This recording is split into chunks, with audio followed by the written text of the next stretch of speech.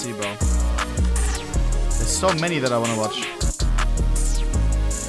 Which one, chat? CSGO Xbox Port that was never updated. It looked very, very promising. Firearms expert reacts to Counter-Strike franchise's guns. Could be cool. Counter-Strike's hidden speedrunning communities. Which one first? Xbox One. Let's do it. Let's do it then. Okay. Let's see, bro.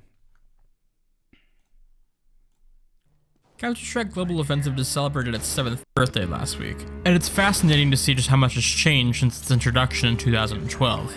The game has seen 2 major UI overhauls, countless balance changes, the removal and redesigning of several core maps, and a competitive scene. Just so you know, because some people don't know, there was and still is a console version of CSGO. And as this video title implies, maybe if you now boot up PS3 or Xbox, they never updated. It may be a journey into the past. That's played a big role in shaping the way we watch esports. In appreciating what's changed, it's easy to forget where the game started. A humble new start for the franchise, designed to facilitate competitive play and welcome new players with casual game types and tooltips, all while bringing the franchise's presentation up to date with Valve's design language. Veteran players remember the day the wooden doors in Dust 2 died, but few remember CSGO's console versions, and really, who could blame them? Global Offensive's oft-forgotten PlayStation 3 and Xbox 360 ports are, at their core, unsung heroes. CSGO started life as a simple port of CS sourced to consoles, headed up by Washington-based developer Hidden Path Entertainment, whose name you might recognize from their work on the Defense Grid series, or the remaster of Age of Empires 2. After seeing Hidden Path's work on the port, Valve saw an opportunity to evolve the series as a whole, and thus Counter-Strike Global Offensive began development as a full sequel in March of 2010. The game would still be released on Xbox 360 and PS3, but rather than just bringing the 6-year-old CS source to console, it would be a whole new game released on PC as well, an opportunity to bring the franchise back to the forefront of online gaming. The rest is history. And while a new Counter-Strike might have been inevitable, Source's ill-fated console port is responsible for shaping Global Offensive. But in a stroke of irony, the very decision that sparked CSGO's creation might have been the same one that doomed the console experience it was originally intended to be. Huh? Bro, okay. This looks so wrong. After a closed beta that lasted the better part of a year, CSGO released simultaneously on all 3 What the hell is that deagle? platforms on August 21st, 2012. At launch, the 3 versions more or less had feature parity. This was to be— stop linking tweets right now. Not right now, afterwards. Mods. Time them and their family out, cause short-lived. Since version 1.0, CSGO on PC has received 350 updates, give or take. The console version has 2 updates. This game is a time capsule, straight back to the earliest days of Global Offensive. It's hard to find a concrete answer on how many updates the version received, if any, but CSGO on console was officially abandoned. LOL! There's Aztec, one of my favorite maps! Chad, I used to play this map always in high school. Oh my god. Aztec Office. What the hell is this? That's Aztec as well, no? Officially abandoned by summer 2013 at the very latest. They didn't have enough maps to fill their whole picture. 2 times Aztec. As evidenced by the presence of the scaffolding in B Tunnel, which was removed just before the game's first birthday. This isn't Valve's first time abandoning a game on console. Valve's 7th generation console games are notorious for receiving little to no post-launch support. Disputes with Microsoft overcharging for updates led to content that was free on PC being paid on Xbox. And the console versions of Team Fortress 2 are in a similar state to CSGO, with neither receiving the vast majority of content updates or balance patches that completely transform the game in its later life. The PS3 version of TF2 never actually received a single patch, with long patch exploits running rampant, and moderate spawning props giving themselves god mode and no-clipping into spawn rooms. One would question why Valve seems so unwilling to financially commit to projects they've already spent money on. Situations like these and the Half-Life Mac fiasco suggest that Valve just doesn't play well with others. Perhaps CSGO being abandoned on console shouldn't have come as a surprise. So, for all intents and purposes, this is a time Bro, this looks so crazy. Show gamer card, LBRBA for camera. capsule back to CS. Was there a lot? Because in console games, in console shooters, you always have a lot of, how do you say? Like it aims for you. I wonder if CS had that. Go as it was over 6 years ago. And god, is it weird to see how much some things have Aim changed. assist. The CC75, R8 revolver, M4A1S, USPS, MP5SD, and rescue kit were all added after Console Strike's final update. Weapon prices It doesn't look like it has aim assist. So it says it had nothing, okay. and balance are all unchanged. And remember when the AUG scope looked like this? I could spend all day talking about the various differences here, but to put it bluntly, this is CSGO in its infancy. Much more important is, how does it play? Can you still play it? No shot. Counter-Strike is, at its core, a game of precision. There's a reason that players trying to climb the matchmaking ranks spend hours practicing their aim and workshop maps and changing placebo settings to be like the pros. In a game where one shot can often equal one kill, aim is paramount. In games like Overwatch, not all playstyles require pinpoint aim, and hit-scan heroes are an optional addition to a team, meant to counter specific other heroes. Even Halo has I love Widowmaker. Such a nice agent. bullet magnetism, generous hitboxes, and copious aim assist to account for the controller. I should play Overwatch on a really high level as well if you don't know. Gamer, top tier level, multiple different games. One of the best Roadhog players in EU, one of the best hookers, highest hooking percentage, I'm telling you, bro. Like 65% or something. And not just, oh yeah, I'm only hooking when I know that it's a good hook.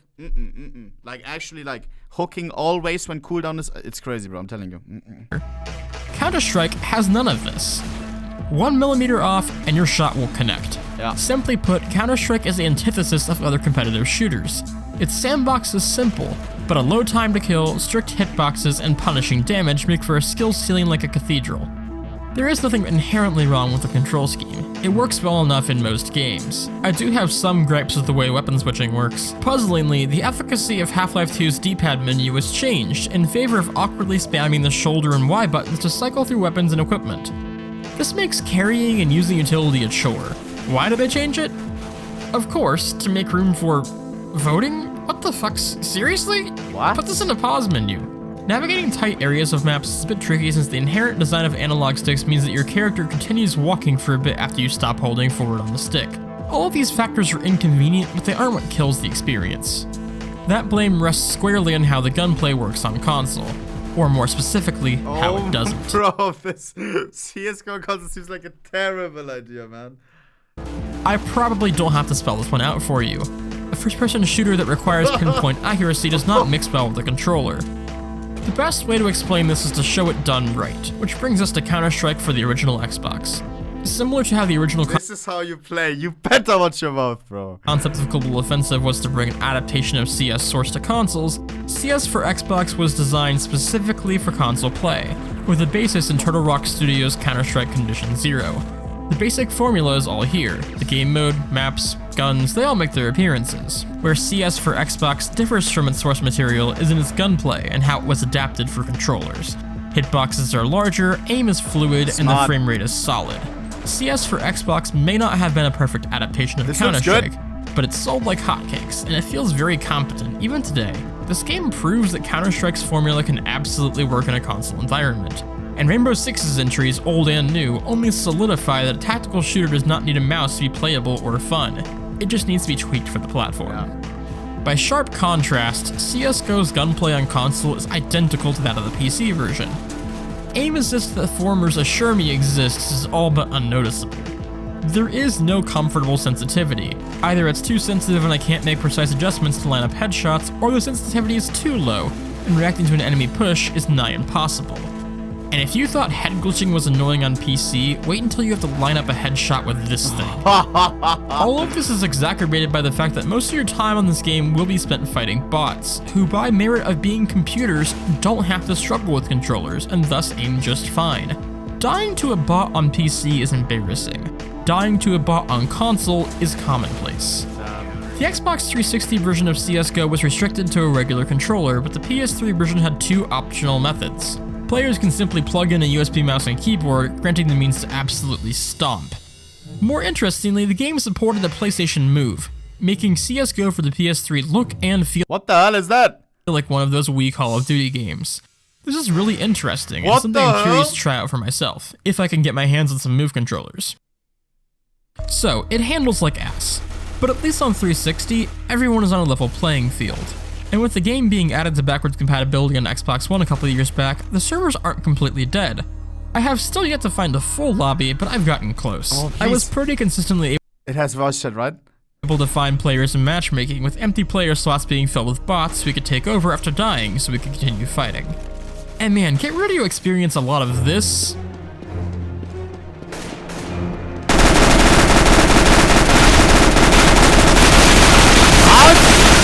Why is it not dead? This. Let's go, everyone. Oh my god. And even some of this.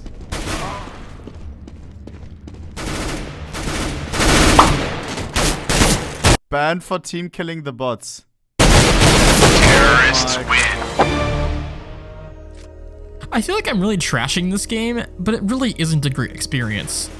Seemingly peer-to-peer hosting and bad netcode make for a stuttery mess with lots of disconnects. If you want to play deathmatch or arms race, you'll have to take it offline with bots, which still Yo, where's the inventory tab, Gango? I assume it doesn't have the case opening feature.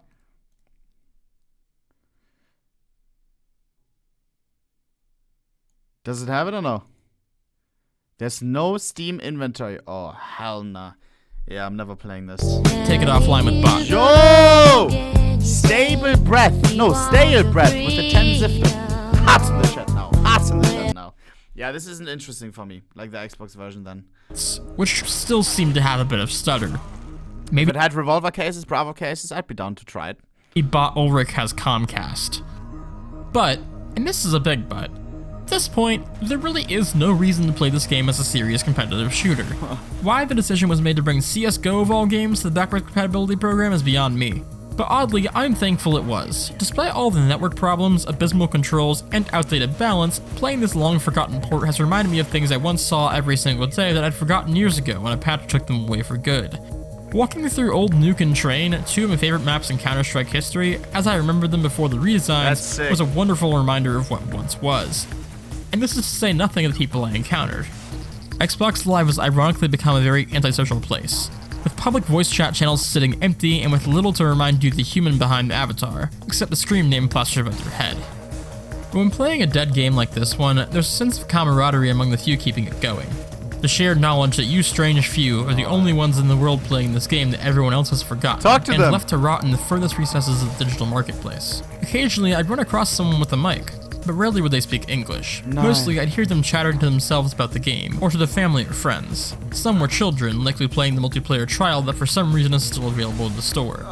Perhaps the weirdest thing about my time with this game is I saw a lot of people who genuinely dumped a lot of time into it, with medals adorning the slots adjacent to their screen name which sat empty next to mine. People would often come or go rapidly, popping in for a round or two before disconnecting, likely to return to whatever more relevant and likely much better game they usually played. Often, small gatherings would break up when the server would crash, or the host leaving would shut down the game. I was pretty resigned to playing with only one or two humans at a time, who I'm sure were surprised to see me, as I intruded on their empty server where they idly friend. Guys, okay, Pimp is doing charity stream. What now? What do you want me to do? Got it. Bots. But then, on the last night I captured gameplay for this Bro. video, I struck gold. I'd hopped in on a very populated lobby on the final round Donate 100k, yeah, huh? Bro, if I want to donate to charity, I donate to charity. I don't, you know? of a match on Inferno. Game But concluded, yeah, check out the stream if you want to, I don't know what he's doing. We can check it out in a second. and we moved to Dust 2, which... Just don't spam, please, cause... nothing really ever changes. He wouldn't want But that either. still, we got up to 8 players, and honestly, I started to see the light. I was having genuine fun. Sure, the players who for some reason spent a lot of time with I'd love to try this shit. Oh, the old maps, try out some Aztec, man. Console Strike basically steamrolled. But I have to say that the last thing I expected to see when I loaded up this game was a team of players coordinating strats and using utility. Sure, they were silver level strats at best, but they sure beat the hell out of this guy saving his rifle in demolition mode. We had fun. Players dropped occasionally and were replaced, but Dust 2 finished with a mostly full lobby. Someone called a vote to play Nuke, and almost everybody agreed. On pistol round, I went to A, but the teams would elected to go outside, so my teammate and I pushed behind them, and this happened. Of course. Try as I might, I never found anyone from that game again. My one and only quality session with this antiquated game cut short by bad netcode. What a shame. And with that, my CSGO console journey was over. Hey, thanks for watching. If you enjoyed today's video, please consider subscribing and leaving a like. What a video, man. I realize this is actually the newest game I've covered on the channel so far. But that's something that's gonna change very soon. Drop it a like now, or like follow. It's 3 years ago, I didn't even know. What a banger, Casey. God damn, I enjoyed that a lot. And Valve abandoning a game after realizing that nobody plays it? TF2 vibes a little bit, no?